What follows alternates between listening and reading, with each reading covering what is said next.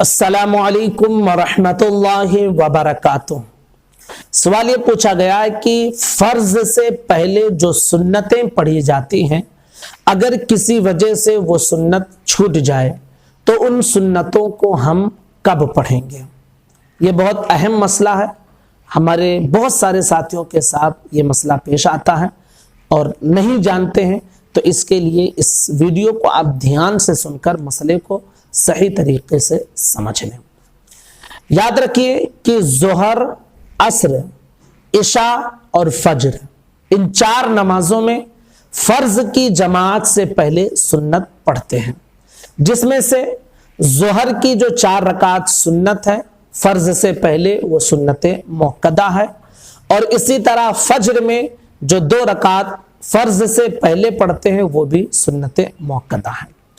असर में जो 4 रकात सुन्नत है फर्ज से पहले वो सुन्नत गैर मुअक्कदा है। और इशा में जो 4 रकात सुन्नत है फर्ज से पहले वो भी गैर मुअक्कदा है। अब इससे समझ लें कि 4 नमाजें हैं कि जिसमें फर्ज से पहले सुन्नत पढ़ी जाती है, जिसमें से 2 नमाजों में सुन्नत सुन्नत मुअक्कदा है और 2 नमाजों में सुन्नत सुन्नत गैर मुअक्कदा है।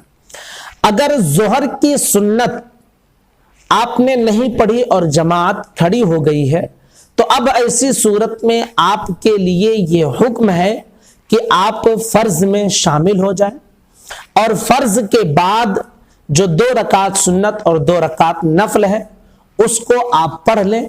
उसके बाद में ये सुन्नत जो आपकी पहले वाली 4 रकात सुन्नत छूटी थी, इस सुन्नत को आप सबसे लास्ट में पढ़ें। कुछ लोग नफल नहीं पढ़ते हैं, सिर्फ 2 ही सुन्नत पढ़ते हैं। तो अगर नफल नहीं पढ़ते हैं तो 2 सुन्नत के बाद आप चाहें तो इस 4 रकात सुन्नत को पढ़ सकते हैं। याद रखिए कि फर्ज के बाद कुछ लोग सबसे पहले ये जो छूटी हुई सुन्नत है इसको पढ़ने लगते हैं। पढ़ने में कोई हर्ज नहीं है, हो जाएगी नमाज, लेकिन फर्ज के बाद जिसका मकाम पहले आता है वो क्या है, वो 2 रकात सुन्नत और 2 रकात नफल है। तो अब उसमें ताखीर नहीं करनी चाहिए। और जो तो छूट चुकी है वो तो ऑलरेडी आप उसमें ताखीर हो चुके हैं, तो अब उसको आखिर में ही अदा करें, उसको पहले ना लाएं। जो ताखीर हो चुकी है जिसमें, उसको आखिर में ही अदा करें, और जिसमें ताखीर नहीं हुई है तो उसको ताखीर करने की जरूरत नहीं है। तो पहले 4 रकात फर्ज जब अदा कर लें आप, तो 2 रकात सुन्नत और नफल पढ़कर उसके बाद में इस 4 रकात सुन्नत को पढ़ें।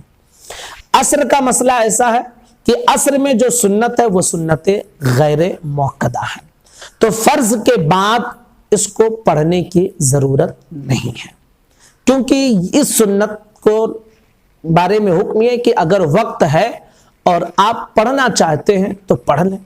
अब जब जमात खड़ी हो चुकी है तो अब उस सुन्नत का वक्त निकल चुका है, तो अब आपको पढ़ने की जरूरत नहीं है फर्ज के बाद। लेकिन अगर फिर भी किसी ने फर्ज के बाद इस 4 रकात सुन्नत को पढ़ा तो उसको नफल का सवाब मिलेगा। इसी तरह इशा में भी है कि उसकी 4 रकात सुन्नत सुन्नत गैर मुअक्कदा है। अगर फर्ज आपने पहले पढ़ ली है तो अब इस सुन्नत को पढ़ने की जरूरत नहीं है, लेकिन अगर फर्ज के बाद कोई इस सुन्नत को पढ़ता है तो उसको नफल का सवाब मिलेगा। फज्र में जो 2 रकात सुन्नत फर्ज से पहले पढ़ी जाती है, इसके हवाले से थोड़ा मसला यह है कि अगर आपको ये यकीन है कि जमात में मैं शामिल हो जाऊंगा, अगरचे एक जो है 20 सेकंड 10 सेकंड 2-4 सेकंड के लिए ही क्यों ना हो इमाम के साथ में मिल जाऊंगा, तो आपको हुक्म यह है कि पहले आप सुन्नत पढ़ लें तब जमात में शरीक हो। हाँ, अगर आपको ये यकीन है कि मैं जब तक सुन्नत पढ़ूंगा तब तक इमाम साहब सलाम फेर देंगे, तो अब हुक्म यह है कि आप पहले फज्र की जमात में शरीक हो जाएं। अब इस सुन्नत के हवाले से कुछ लोग गलती ये करते हैं कि जैसे ही फर्ज नमाज फज्र की पढ़ते हैं तो सलाम फेरने के बाद फौरन जाकर सुन्नत की नियत बांध लेते हैं। ऐसा नहीं करना चाहिए। इसके हवाले से हुक्म यह है कि अगर किसी की सुन्नत छूट गई है फज्र की और फर्ज के बाद उसे पढ़ना चाहता है, तो उसके लिए हुक्म यह है कि जब सूरज निकल जाए तो सूरज निकलने के 20 मिनट के बाद इस सुन्नत को आप पढ़ें। सूरज निकलने के 20 मिनट के बाद इस सुन्नत को अगर आप पढ़ना चाहते हैं تو آپ اس سنت کو پڑھ سکتے ہیں، شریعت نے اتنی رخصت دی ہے۔ جو لوگ فجر کے بعد فوراً، جن کی سنت چھوٹ گئی ہے اور جماعت کے بعد فوراً سنت پڑھنے لگتے ہیں، تو وہ لوگ مسئلے کو نہیں جانتے ہیں۔ فوراً نہیں پڑھنا چاہیے، 20 منٹ جب سورج نکل کر ہو جائے تو اس کے بعد میں اس سنت کو اگر آپ پڑھنا چاہتے ہیں تو پڑھ سکتے ہیں۔